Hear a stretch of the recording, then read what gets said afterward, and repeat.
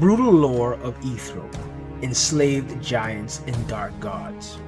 To understand the absolute heights of Ethiopian society, you have to understand the foundational blood spilled to create it.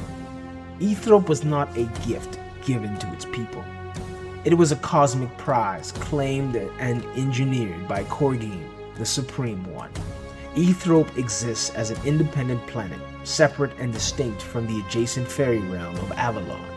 While magic allows travel between those two worlds, Eythrope stands alone, rich in a volatile, immense natural energy. But raw power is a finite resource. When Korgim first claimed this world to begin his grand creations, he realized the planet's energy would eventually deplete. His solution was a ruthless planetary cycle of conquest. To replenish Eythrope, the Omni King targeted foreign worlds. If a planet possessed a workforce, he conquered and enslaved them. If it was rich in raw power, he siphoned it dry, completely destroying those worlds to channel their stolen life force directly into Eythrope's core. With this stolen cosmic fuel, Korgim forged his baseline workforce, the Ethiopian people. He guided them, selected the elite among them, and engineered artifacts of devastating capability. The most notable among them, the legendary Omnisphere. A world radiating with this much stolen power could never remain hidden. Eythrope quickly became a beacon for the apex predators of the cosmos. From the absolute primordial abyss of noon, ancient horrors crawled forth. Alongside them came the brutal, unchecked tribes of giants, descending upon the planet to destroy and pillage. These weren't standard mythical monsters. These were all planetary threats of varying sizes, capable of shifting landscapes and crushing armies. The early Ethiopians, built as a workforce rather than a military, faced absolute annihilation. To counter this asymmetric warfare, Korgim needed an effective solution. He elevated the 10 from among his people with the strongest monocores, creating the first 10 Acolytes of Dawn. Together, the Omni King and his acolytes stood at the vanguard, unleashing a level of martial magic and strategic violence that completely broke the invading hordes.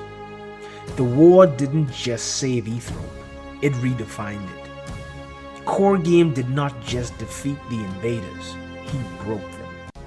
The giants who survived the wrath of the acolytes were put in chains, their massive strength turned into forced labor. The Omni King commanded the enslaved giants to construct the ultimate monument to his dominance. High above the clouds, anchored on a massive, floating dead volcano, they built the Mithril Palace. Directly beneath this floating landmass, sheltered in the shadow of the palace, grew the beating heart of the empire, the capital city of Teva al-Jannah. Survival demanded total discipline, leading Korgim to introduce a deliberate genetic and spiritual split within the population. Out of the ordinary Ethiopians, a higher class evolved by his design, the monosensitives. To be a monosensitive is to hold absolute dominion over the building blocks of reality.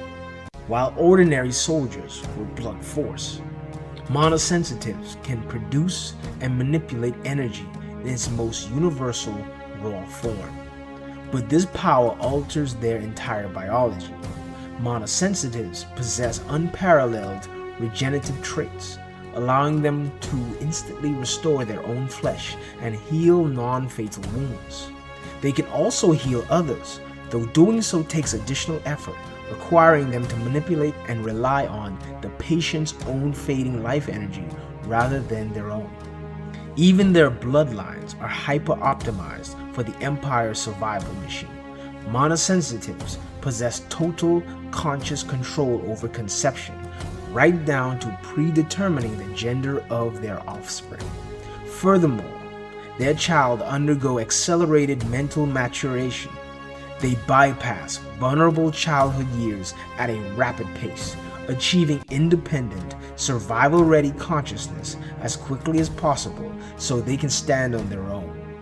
In Corgium's empire, sentimentality is a luxury they cannot afford. This genetic divide created a literal separation of worlds. The average citizen, those devoid of universal energy manipulation, lives their daily lives in the service or profession of their calling. But whether you are an elite citizen or a commoner, there is something held sacred. Children are the future. Harming children on Eythrope was a grave offense. Each child held the potential to become an acolyte that would live centuries fighting in their defense or on their behalf. Depending on the circumstances, the accused faces a minimum punishment of death if found guilty.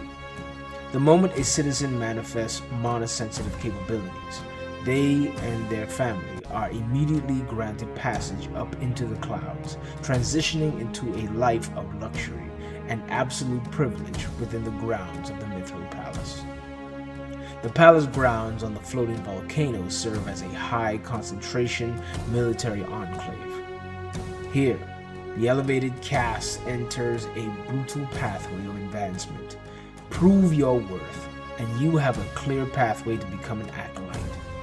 At the absolute pinnacle stand the 10 Acolytes of Dawn, modeled after the original 10 warriors who fought the giants. These are the 10 strongest beings in the Empire, each an absolute master of their respective martial and magical fields. They answer only to the Supreme One. To prevent internal coups, there is no permanent leader among them. However, as seen during the critical events of Book 1, unique crisis demands unique measures, forcing Corgium to temporarily break tradition and place a single acolyte in command over the rest. Welcome to Shogun of the Heavens, a dark fantasy series available now on Amazon. Beyond the striking, color-coded covers lies an interior crafted for the ultimate reading experience, featuring a seamless prologue, a detailed glossary, and a clean, high readability font designed for maximum eye comfort. Selva! Selva! Join the Dynasty. The links to the books and our social media are in the description. Thank you.